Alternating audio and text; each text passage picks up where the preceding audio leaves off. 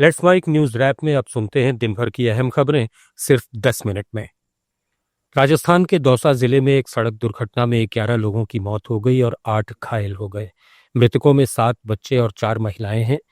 प्रधानमंत्री नरेंद्र मोदी ने सभी मृतकों के परिजनों को 2-2 लाख रुपए और घायलों को 50-50 हजार रुपए की आर्थिक सहायता का ऐलान किया है। ये सभी एक पिकअप वैन में सवार थे। वैन एक खड़े ट्रक से टकरा गई। हादसा मनोहरपुर के पास हुआ।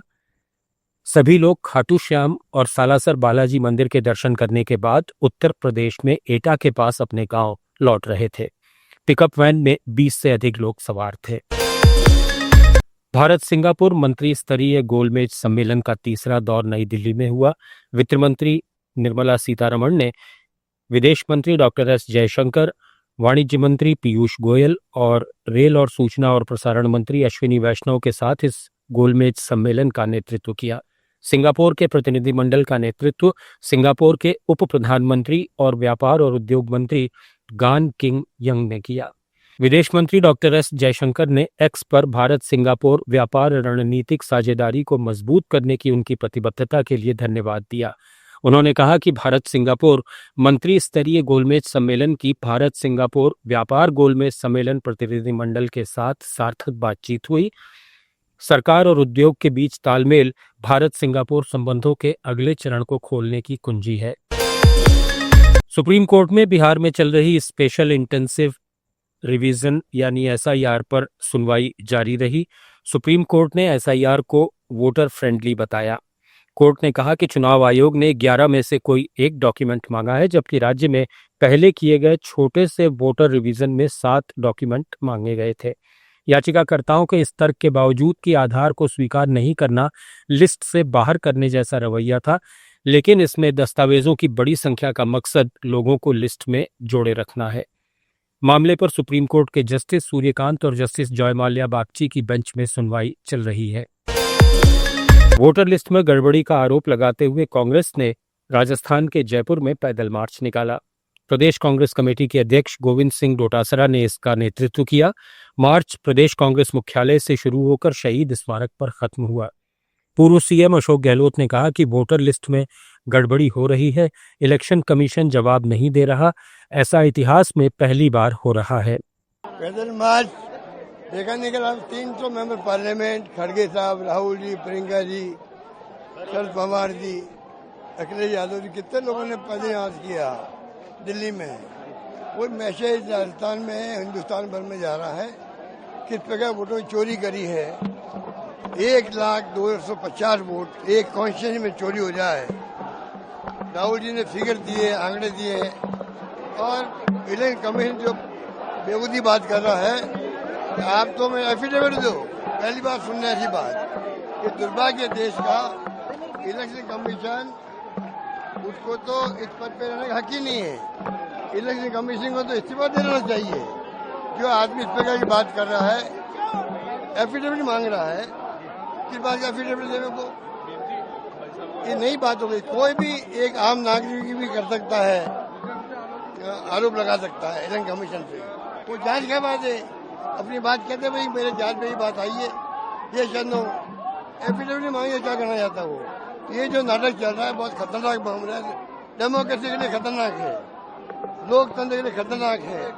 इसे 60 लाख वोट काट दिए वहाँ बिहार में, तो क्या 60 लाख वोट काटे हैं, एक वोट भी जोड़ा नहीं इन्होंने।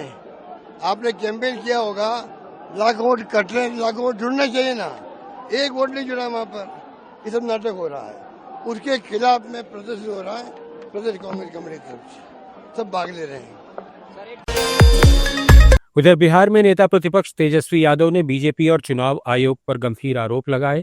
उन्होंने प्रेस कॉन्फ्रेंस में कहा कि अब गुजरात के लोग बिहार के वोटर बन रहे हैं। गुजरात में बीजेपी के प्रभारी भीखूभाई दलसानिया अब पटना से वोटर बन गए हैं। तेजस्वी यादव ने यह भी दावा किया कि मुजफ्फरपुर की मेयर और बीजेपी नेता निर्मला देवी के एक ही विधानसभा में 2 वोटर आईडी हैं, जिनमें उनकी उम्र भी अलग अलग दर्ज है।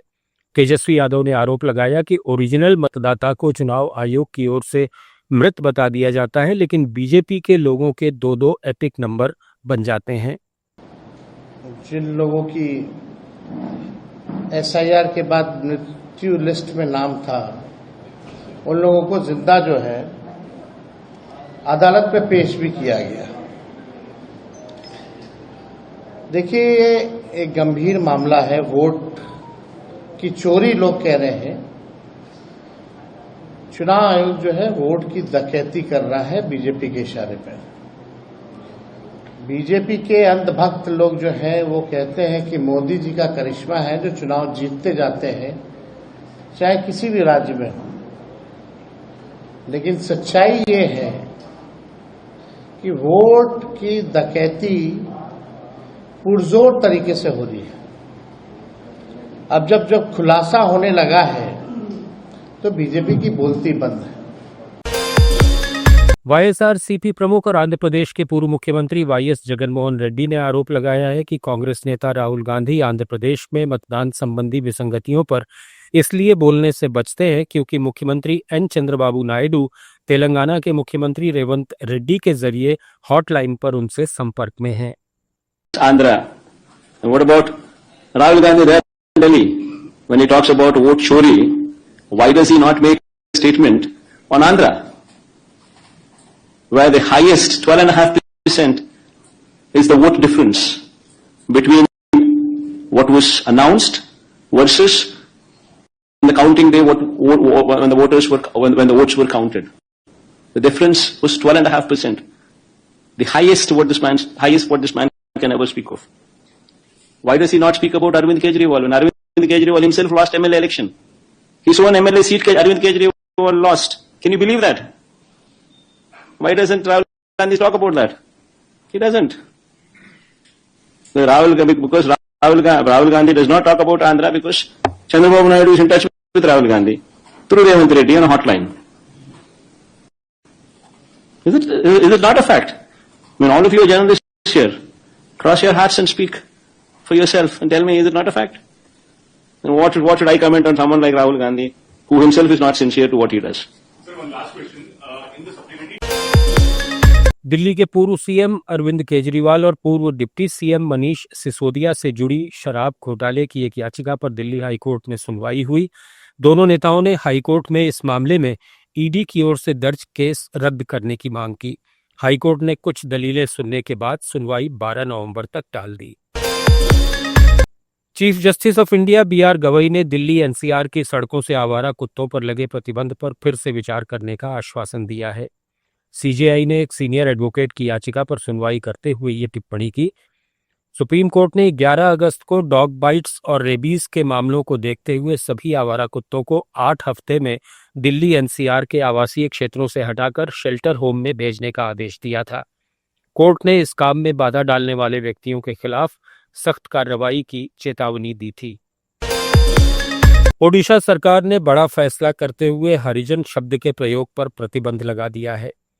राज्य सरकार ने अपने सभी विभागों और सार्वजनिक संस्थानों को आधिकारिक संचार अभिलेखों और दस्तावेजों में हरिजन शब्द का प्रयोग बंद करने का निर्देश दिया है।